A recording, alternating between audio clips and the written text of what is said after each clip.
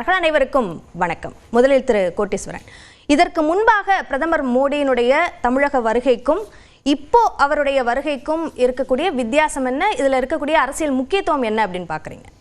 முன்னாடி வந்தப்போ மெட்ரோ ரயிலுக்கு பணம் கொடுக்கல, இப்போ வராரு. இப்போவும் மெட்ரோ ரயிலுக்கு பணம் வராது.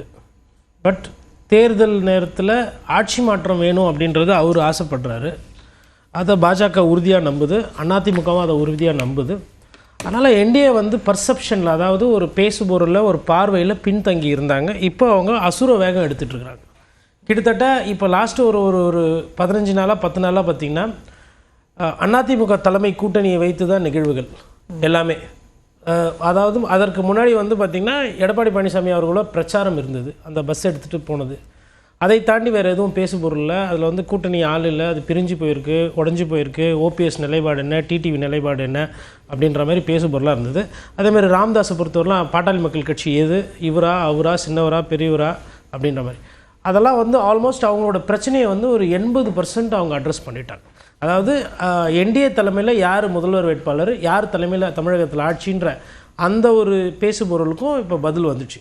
அப்போ நான் என்ன நினைக்கிறேன்னா, இந்த பிரதமரோட வருகை எல்லாரையும் மேடையில் உட்கார வைக்கணும். ஒரு 5 லட்சம் பேர் 4 லட்சம் பேர் அவங்க கூட்டத்தை அரேஞ்ச் பண்ணுறதுக்கு அவங்க எல்லாம் அந்த கட்சியில் இருக்கவங்க எல்லாம் பண்ணுறாங்க. திமுக ஒரு வலுவான கூட்டணி அமைச்சிருக்காங்க. முதல்வர் ஒரு பிராண்டு. திமுகவை பொறுத்தவரையில் மு.க. ஸ்டாலின் அவர்கள் போஸ்டர் பாய். அப்போது ஒரு வலுவான போட்டி இருக்கும். அந்த வலுவான போட்டிக்கு தேவைப்படுற டீமு, அதற்கேற்ற ஆயுதம், அதற்கேற்ற வியூகம், அதற்கேற்ற கூட்டணி, அதற்கேற்ற பேசுபொருள், இதை நோக்கி அதிமுக பயணம் பண்ண ஆரம்பிச்சிருக்கு. இல்லை, நீங்கள் சொன்ன மாதிரி இந்த கூட்டணியை இறுதி செய்ததன் மூலமாகவே அதிமுகக்குள்ளே இந்த பிரிவுகள் இல்லை அப்படின்ற ஒரு பிம்பமோ அல்லது பாமகல அப்படியான ஒரு பிரிவு இல்லை அப்படின்ற ஒரு முடிவுக்கோ வந்துடுற ஒரு சூழல் ஏற்பட்டுருச்சுன்னு நினைக்கிறீங்களா? இல்லை, பிரிவுகள் கண்டிப்பாக இருக்குங்க. இப்போது ஒரு தொகுதியில் ஒருத்தர் எம்எல்ஏ இருப்பார், சிட்டிங் எம்எல்ஏ. அவருக்கு சீட்டு கொடுக்காம நீங்கள் இன்னொருத்தர் கொடுக்கும்போது எம்எல்ஏக்கு சாதகமானவர் அந்த தொகுதியில் வேலை செய்ய மாட்டார். மைக்ரோ லெவலில் போகும்போதும் சரி, மேக்ரோ லெவலில் போகும்போது பிரிவினை என்பது இருக்கும். பை அண்ட் லார்ஜ் ஒரு 70-80% அவங்க பிரச்சனைகளை சரி செஞ்சுக்கிறீங்களா அப்படின்னு பார்க்கும்பொழுது அந்த இடத்துக்கு ஒரு காலத்தில் திமுக வர்சஸ் தாவேகா, தாவேகா வர்சஸ் திமுக அப்படின்னு நடிகர் விஜய் அவர்கள் ஒரு நரேட்டிவ் செட் பண்ணார் தாவேகா மூலமா. அதை அவர்கள் பேசுபொருளாகவும், அது ஊடகத்துலேயும், அது பத்திரிகை செய்திகள்லையும் விஜய் விஜய் விஜய் அப்படின்ற மாதிரி இருந்தது அந்த தோற்றம். அந்த தோற்றத்தை அதிமுக ஹலோ எக்ஸ்கியூஸ் மீ, நாங்கள் பிரதான கட்சி, திமுகவை எதிர்த்து அரசியல் எப்படி பண்ணுன்றது எங்களுக்கு தெரியும், அதுக்கு தான் எங்களை நேர்ந்து விட்டுருக்காங்க, நாங்கள் இனிமேல் பார்த்துக்குறோம் அப்படின்னு சொல்லிட்டு அந்த பொசிஷனை, அவங்க விட்ட பொசிஷனை ரீக்ளைம் பண்ணுறாங்க.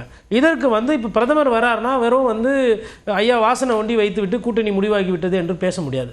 அப்போ அவங்களுக்கு யாரெல்லாம் தேவை, அதில் வைத்திலிங்கம் அவர்கள் சொல்கிறாரு, என்னை அதிமுகவில் தனிப்பட்ட முறையில் கூப்பிட்டாங்க, பட் நான் மொத்தமாக போனோன்னு கேட்டேன், அதுக்கு அவங்க ஒத்துக்கல, அதனால் நான் போகலைன்னார்.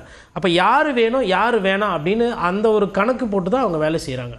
இப்போ உதாரணத்துக்கு அன்புமணி ராமதாஸை ஒதுக்கிவிட்டு ராமதாஸ் ஐயாவோட கூட அவங்க ஒப்பந்தம் பண்ணியிருக்கலாம். கூட்டணி போன முறை கொடுத்ததை அப்படியே கொடுத்துறேன் நீங்கள் வாங்கன்னு. ஆனால் அவங்க பிக் அண்ட் சூஸ் பண்ணுறாங்க, இவங்களா இவங்களான்னு போது. அதனால தான் பார்த்தீங்கன்னா இப்போ இந்த நிமிடம் வரல டிஎம்டிக்கு அந்த பிக் அண்ட் சூஸில் ஒரு முக்கியமான ஒரு கட்சியாக அதிமுக பார்க்கவில்லை, இல்லை பிஜேபியும் பார்க்கல. அப்படி இல்லைன்னா டிஎம்டிகேல எந்த பிரச்சனையுமே இல்லை. பாட்டாளி மக்கள் கட்சியில் உட்கட்சி பிரச்சனை இருக்குது, கட்சி பிளவுபட்டு இருக்குது. ஆனால் பாட்டாளி மக்கள் கட்சிக்கு கொடுத்த முக்கியத்துவம் தேசிய முற்போக்கு திராவிட கழகத்துக்கு கொடுக்கல. ஒன்று, இவங்களும் போய் ரீச் அவுட் பண்ணலை. அதாவது இங்கேயும் பேசுகிறது அறிவாலயத்திலையும், அப்புறம் ஔவை சண்முகசாலையில் தலைமை கழகத்திலையும் பேசுகிறது, அப்புறம் விஜய் பற்றியும் எதுவும் ஒரு கிரிட்டிசைஸ் பண்ணுறதோ இல்லை பாராட்டுறதோ கிடையாது. அப்போ அந்த டைமை லூஸ் பண்ணிகிட்டு இருக்காங்க நிறைய பேர். இவங்க ஆல்ரெடி லூஸ் பண்ண டைமை இப்போ லூஸ் பண்ண தயாராக வேகமாக போகிறாங்க. இதுக்கப்புறமா பார்த்திங்கன்னா சின்ன ஒதுக்கீடு, அதாவது கிட்டத்தட்ட இதே நேரத்தில் தேர்தல் ஆணையமும் வேகப்படுத்தியிருக்கு. ஒரு 2 நாளைக்கு முன்னாடி ஒரு சர்க்குலர் என்னென்னா, விவிபேட், அதாவது நம்ம ஓட்டு போட்டோன்னா மக்கள் யாருக்கு ஓட்டு போட்டோன்னு சொல்லிட்டு ஒரு சின்ன ரசீது வரும். அந்த மிஷின் கரெக்டாக வேலை செய்யுதா, இவிஎம் மிஷினை பற்றின புரிதல் இருக்கா, அதுக்கெல்லாம் டிஸ்பிளே எல்லாம் ரெடி பண்ணுங்கள், அந்த வேலையை ஆரம்பிங்க. அதே மாதிரி இன்னும் ஒரு 15 நாளில் கிட்டத்தட்ட உங்களுக்கு லிஸ்ட்டு வந்துடும், ஓட்டர்ஸ் லிஸ்ட்டு வந்துடும். அந்த வேலைகளும் கிட்டத்தட்ட முன்னாடி சின்ன ஒதுக்கீடும் இப்போ பார்த்தீங்கன்னா பொது தொகுதியில் எல்லா தொகுதியிலும் நிற்க போகிறீங்கன்னா உங்களுக்கு விசில் சின்னத்தை விஜய் அவர்களுக்கு கொடுத்துருக்குறாங்க. கமல் அவர்களுக்கு மக்கள் நீதி மையத்துக்கு என்ன சின்னம் கேட்டாங்களோ கொடுத்துட்டாங்க. அப்போது தேர்தல் ஆணையம் வேகம் எடுக்குது, பிரதானமாக இருக்கக்கூடிய எதிர்கட்சியாக இருக்கக்கூடிய என்டிஏ தலைமை வேகம் எடுக்குது. அவங்க ஆல்ரெடி கிட்டத்தட்ட வேட்பாளர் உறுப்பினர்கள்கிட்ட நாமினேஷன்லாம் வாங்கிட்டாங்க. எதிர்க்கட்சி தலைவர் எடப்பாடி பழனிசாமி 180 தொகுதி சுற்றி வந்துட்டார். ஸ்டாலின் அவர்கள் வந்துட்டு என்னென்ன அரசு திட்டம், என்னென்ன ஜிஓ போட முடியுமோ, எந்த திட்டத்தெல்லாம் தொடங்க வைக்க முடியுமோ எல்லாத்தையுமே ஒன்று அடிக்கல் நாட்டுறாரு, இல்லை திட்டத்தை தொடங்கி வைக்கிறார். அப்போ அதிமுகவும் திமுகவும் கிட்டத்தட்ட தேர்தல் இன்னும் சீக்கிரமாக வருமா, வந்தால் நம்ம தயாராக இருக்குமா அப்படின்னு சொல்லிட்டு இப்போ கூட்டணி சார்ந்த பேச்சுக்கள் இதெல்லாம் தீவிரமடைந்திருக்கிற சமயத்துல அதிமுக வேகம் எடுக்குது அப்படின்ற ஒரு விஷயம் இருக்கு. அதனாலவே தாவேக்கா இல்ல, அவங்க இந்த அவுட் ஆஃப் கான்டெக்ட்ல இருக்காங்க அப்படின்னு சொல்லிட முடியுமா? அவங்களும் இன்னமும் அவங்க ஒரு டிசைடிங் ஃபேக்டரா இருக்காங்க தானே? அவங்க வந்து ஸ்பாயில் ஸ்போர்ட். டிசைடிங் ஃபேக்டர்னா எப்படின்னா, அவங்க ஒரு வேளை எதனா ஒரு கூட்டணிக்கு போயிருந்தா அவங்க டிசைடிங் ஃபேக்டர். அவங்க வந்து யார் அடுத்த முதல்வர்னு முடிவு எடுக்கிற இடத்துல விஜய் அவர்கள் இருந்திருப்பார். அவர் காலதாமதம் படுத்தி, அதே மாதிரி அவரும் அவர் தலைமையில் ஒரு கூட்டணி அமைக்காத இந்த நிலைமையில் வந்து நான் ஃபர்ஸ்ட்லேருந்தே சொல்லிட்டு இருக்கேன், இது வந்து போட்டி வந்து திமுகக்கும் அதிமுக தான் இருதுருவ பாலிடிக்ஸில் தான் போகுது. ஏனென்றால் விஜய் அவர்கள் அதற்கு உண்டான கட்டமைப்பையோ இல்லை அதற்கு உண்டான கூட்டணியோ இல்லை அவர்கள் கட்சி ரீதியாக இருக்கக்கூடிய தொண்டர்களை வந்து இன்னும் அரசியல் படுத்தலை அப்படின்றத நான் ஃபர்ஸ்ட்லேருந்தே பேசிக்கிட்டு இருக்கேன், 6 மாதமாக பேசிக்கிட்டு இருக்கேன். ஏனென்றால் அந்த கட்சியோட நடவடிக்கை அப்படி இருக்கிறது. மக்கள் பிரச்சனையை பேசுகிறதோ இல்லை அவங்க பிரச்சனையை பேசுகிறதோ இல்லை ஒரு தலைமை மீது விமர்சனம் பண்ண, குறிப்பாக வந்து பாரதிய ஜனதா கட்சிக்கு வந்து தமிழகத்தில் பாரதிய ஜனதா கட்சிக்கு எதிர்ப்பு ஓட்டு இருக்குது. அப்படி இருக்கிற வேலையில் நீங்கள் அந்த கட்சியை வந்து வெறும் பாசிச பாஜகன்னு சொல்லிட்டு தவிர்த்து போகிறதுன்னு மூலிமா அப்போ நீங்கள் என்ன வாக்கு அறுவடை பண்ண போகிறீங்க? அப்போ உங்களுக்கு இருக்கிற ஸ்கோப்பு வந்து எல்லாருக்கும் இருக்கிற மாதிரி இல்லை, ஒரு பிரதானமாக இருக்கக்கூடிய திமுக எதிர்ப்பு வங்கி, இந்த வங்கியை வந்து வாக்கு வங்கியை நாம் தமிழர் கட்சியும் கேட்கும், அதிமுக பிரதான எதிர்கட்சி அதையும் கேட்கும், பிஜேபியும் கேட்கும். அப்போ உங்களுக்கு வந்து அந்த நீங்களே வந்து உங்களோட அந்த போட்டியோட ஏரியாவை சுருக்கிட்டு, இன்னொன்று இளம் வயதுக்கு சொந்தக்காரர்கள் ஒரு விதமான அரசியல் எதிர்பார்ப்பாங்க. அது வந்து எப்படின்னா ஒரு மோகம், ஒரு மாயை, ஒரு ஆசை, ஒரு காதல், இப்படியெல்லாம் வரும். அது ஒருத்தரை டெஸ்ட் பண்ணாங்க, அவங்க யாரும் தெரியாது. ஆனால் அனுபவசாலிகள் ஒரு 40 வயது 35 வயது மேலே குடும்பஸ்தர்கள் இல்லை இல்லத்தரசிகள் எப்படி முடிவு பண்ணுவாங்கன்னா, இவங்க எதனா நமக்கு செஞ்சுருக்காங்களா, இல்லை இவங்க உண்மையிலே செய்வாங்களா அப்படின்னு பார்ப்பாங்க. இப்போ இதில் ஊழல் ஒண்டி தான் வந்து தாவேக்காக்கு அட்வான்டேஜ். ஏன்னா தாவேக்கா வந்து இன்னும் ஊழல் குற்றச்சாட்டுக்கு, ஏன்னா ஆட்சிக்கு வராத ஒரு கட்சி, ஊழல் குற்றச்சாட்டு இல்லை. ஆனால் ஊழல் குற்றச்சாட்டுன்றது ஒரு பிரச்சனை தான். ஆனால் தமிழ்நாட்டில் அது முக்கியமான பிரதான பிரச்சனையாக இருந்ததில்லை. அதையும் ஏன்னா அப்படி சொல்கிறேன்னா, ஊழல் கட்சிகளாக கிட்டத்தட்ட குற்றச்சாட்டுகள் இல்லை வழக்கு மன்றத்தில் தண்டனை பெற்ற திராவிட கட்சிகள், அது அதிமுகவாட்டும் திமுகவோட திரும்பி ஆட்சிக்கு வந்திருக்கு. ஆனால் ஊழல் வந்து ஆட்சி மாற்றத்துக்கு உதவி செய்திருக்கு. ஆனால் ஒரு கட்சி ஊழலில் மாட்டிக்கிட்டா அது அப்படியே தோர்த்து மொத்தமாக அரசியலை விட்டு விலகி போற அந்த தன்மையும் இல்லை. இப்ப பிரதமரோட வருகை என்பது இதை எல்லாமே வேகப்படுத்தி விட்டு, என்டிஏவோட தலைமையில் இருக்கக்கூடிய சின்ன பிரச்சனைகள் பெரிய பிரச்சனைகள் எல்லாம் வேகப்படுத்தி விட்டு, இதற்கு பின்னாடி நான் என்ன சந்தேகப்படுறேன்னா, அமலாக்கத்துறை, சிபிஐ, நீதிமன்றத்தில் இருக்க வழக்குகள், இது எல்லாமே பிரதமரோட வருகைக்கு பின்பு பிரதமர் பிரச்சாரத்தை முடிச்சு போனோம்னா வேகப்படுத்தப்படும், தீவிரப்படுத்தப்படும்ன்ற மாதிரி நான் புரிஞ்சுக்கிறேன்.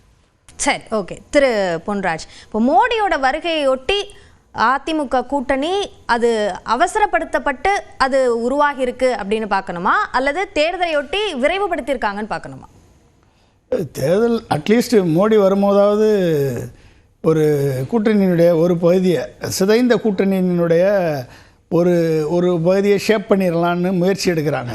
பட்டி டிங்கரிங் பார்த்து இருக்கிறத வச்சு மேனேஜ் பண்ணி கொண்டாந்துடலான்னு பார்க்குறாங்க. அதனால தான் வந்து பாமக பிளவுபட்ட பாமகலேருந்து ஒரு பிரிவான அன்புமணி சேர்ந்திருக்காரு அதிமுக கூட்டணியில்.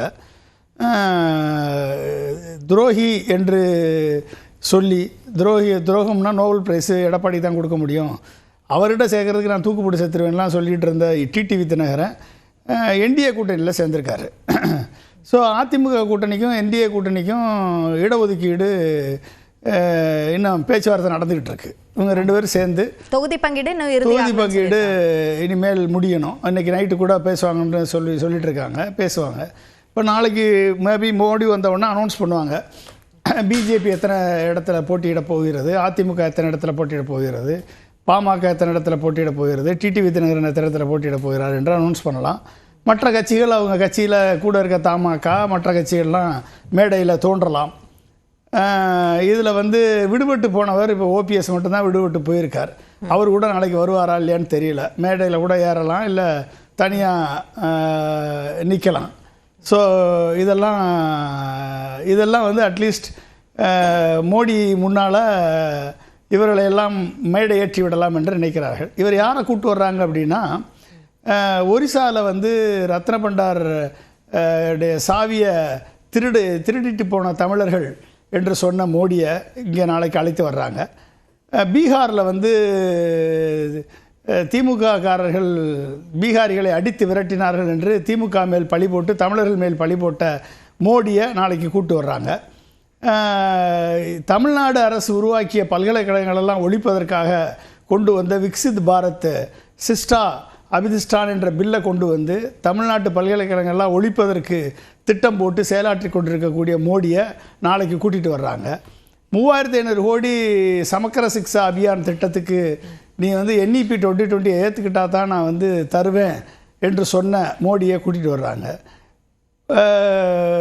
சட்டமன்றத்தில் உரையை வாசிக்காமல் தொடர்ந்து கலட்டா பண்ணிட்டு வரக்கூடிய கவர்னரை என்கரேஜ் பண்ணக்கூடிய மோடியை கூட்டிகிட்டு வர்றாங்க. அண்ணா யூனிவர்சிட்டியில் வந்து NEP 2020 அமுல்படுத்தி 1800 நான் இன்ஜினியரிங் எம்பில் டீச்சர்